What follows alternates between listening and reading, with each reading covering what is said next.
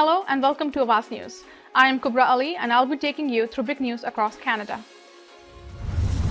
Police in Hamilton, Ontario have arrested a 40-year-old man they suspect has been recording multiple individuals without consent for nearly 20 years. They said a witness discovered the video recordings and contacted them on May 2nd.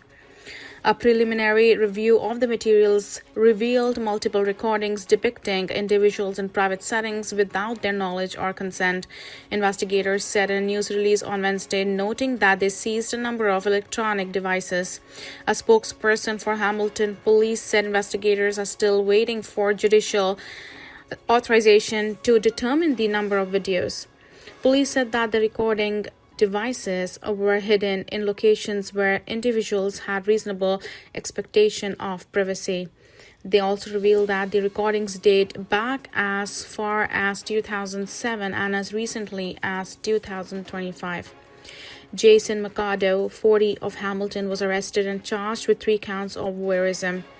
Police said they have not identified all individuals in the videos. Images of Mercado were released on Wednesday, police said, in an effort to identify possible victims. Hamilton police are asking anyone with information or anyone who may have had contact with the accused in circumstances involving an expectation of privacy to contact the investigator at 905-546-8968 or Crime Stoppers anonymously. The City of Toronto is beginning its seasonal rollout of park washrooms, fountains, splash pads, and pools, with more than 1,000 water amenities set to reopen in the coming weeks ahead of the warmer weather. Mayor Olivia Chow made the announcement on Wednesday, emphasizing that the city has put in new guidelines as part of the heat relief strategy to make sure pools stay open on very hot days. The early reopening comes following intense criticism last year in June when residents and even Premier Doug Ford criticized the city for keeping some pools closed during severe heat waves while people were actively seeking relief during dangerous temperatures. Today, Chow noted that more than 1,000 water assets in parks, including washrooms, water fountains, and bottle filling stations across the city, are in the process of reopening. The city says most park washrooms should be open starting this week. Meanwhile, more than 140 splash and spray pads are scheduled to open Saturday, May 16. Standalone water fountains, bottle filling stations, and dog fountains are expected to open by May 25th, with the city adding that they must be tested to ensure the water is safe to drink beforehand. The city says lifeguard supervision at 10 beaches will also begin next month on June 6, operating daily from 10:30 a.m. to 7:30 p.m. In addition, 15 outdoor pools and wading pools will open early on evening and weekend schedules starting June 13, while all outdoor pools are then expected to open on partial evening and weekend schedule on June 28th before moving to the full schedules on June 26th. It might be best to plan your travel routes ahead of time this weekend with a closure on the Don Valley Parkway for maintenance and suspension of subway service along a portion of Line 2.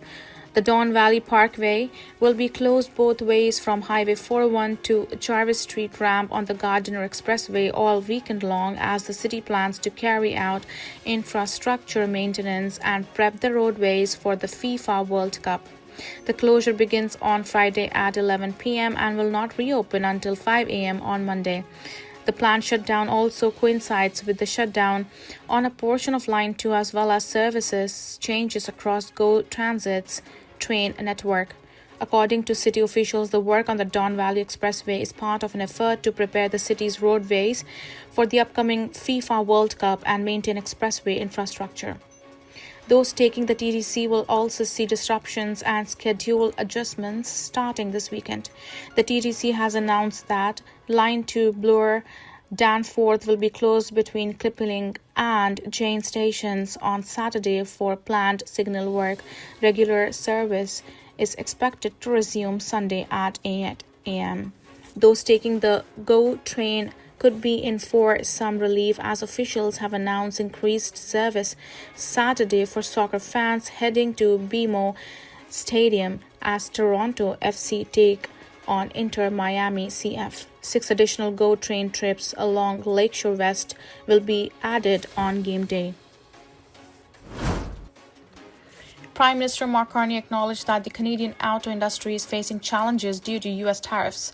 His comments come amid reporting from a Japanese outlet that Honda is definitely suspending plans to build a $15 billion electric vehicle plant in Ontario. On Tuesday, Nikkei Asia reported that slow U.S. demand is pushing the Japanese automaker to put hybrids at the center of its North American strategy. In May 2025, Honda announced it would delay the project for 2 years, with Honda Chief Executive Toshihiro Mibe saying the company would examine where the EV market is before deciding whether to move forward with the project. Speaking to Awaz News on Wednesday, Finance Minister Francois-Philippe Champagne would not confirm the report but said there seems to be delay with the transition to electric vehicles around the world. In a statement to Awaz News, Industry Minister Melanie Jolie's office said the global automotive sector is experiencing significant change. Honda Canada, meanwhile, told Awaz News the company has nothing to report at this time. The Honda plant was slated to begin operating as early as 2028. The number of Conservative MPs say a source of the problem is the federal government's auto strategy, which aimed to make Canada a global hub for electric vehicles. The president of the Automotive Parts Manufacturer Association believes the bigger factor in Honda's reported decision is the Trump administration's decision to remove all federal EV tax credits and incentives in 2025. Ontario's post-secondary institutions have lost more than 90,000 international students over the last few years, amid an effort by the federal government to cap the number of study permits it issues, according to New Statistics Canada report. The number of international students peaked in Ontario during the 2023-2024 year, following a steady rise since 2020, but is now expected to drop below 2021 to 2022 levels, according to the study. Statistics Canada says that its preliminary estimates suggests that Ontario will have 92,000 fewer international students in the 2025-26 academic year compared to 2023-2024, representing a 36% drop. Ontario has 54% of Canada's international students, despite Ontario only making up 39% of Canada's overall population. The decline in international students was seen across Canada, with a 26% decline in Atlantic Canada, 14% in Quebec, 17% in Prairie provinces, and 24% in British Columbia over the last 2 years. Schools across Canada has been struggling to adapt to the new federal policy on international students. A March report by Canada's Auditor General found that the Immigration Department had approved less than half the number of study permits they were expected to in 2024. A number of Ontario colleges have announced layoffs in recent months amid a drop in enrollment. George Brown Polytechnic announced a new round of layoffs in April after saying they were going to cut 51 jobs in March announcement that alluded to financial pressures largely driven by the changes to international student policies. Humber Polytechnic offered voluntary exit packages to all staff members in February. An 18-year-old man wanted in connection with 2 synagogues in Toronto and one being shot at in March has been arrested. Toronto police announced the arrest in an update on Wednesday, almost a week after they obtained judicial authorization to release his image. While the suspect is an adult, police said they are not naming him as he was 17 years old at the time of the 2 incidents. The first one happened just before midnight on March 6 in the area of Clark Avenue West and York Hill Boulevard. York Regional Police officers arrived to see the front doors of the synagogue with gunfire and damage. Police said 2 people who were inside the synagogue at the time were not injured. About 20 minutes later, Toronto police got a call for gunshots at a synagogue near Bathurst Street and Glycerin Avenue. Police said officers discovered damage to the synagogue's front entrance consistent with gunfire. In Wednesday's news release, police said the suspect is facing 9 charges, including 2 counts of discharging a firearm into a place and 2 counts of mischief to property over $5,000. Police said last week that investigators believe the suspect did not act alone but are still trying to determine how many other people may have been involved. Toronto Police Chief Martin Demkew said the arrest was a result of his force's partnership with York Regional Police. One Mayor Stephen Del Duca thanked both police services for arresting the suspect. He called the shootings and any incidents that target places of worship, daycares, and community spaces completely unacceptable. A man who is allegedly linked to Romanian organized crime in California has been arrested in Uxbridge after allegedly tricking one person into selling their used car for less than the asking price. Durham Regional Police say the victim, who had listed their vehicle for sale on Facebook Marketplace, met with the potential buyer on April 27th. After test driving it, the buyer allegedly poured oil onto the engine while his companion distracted the seller.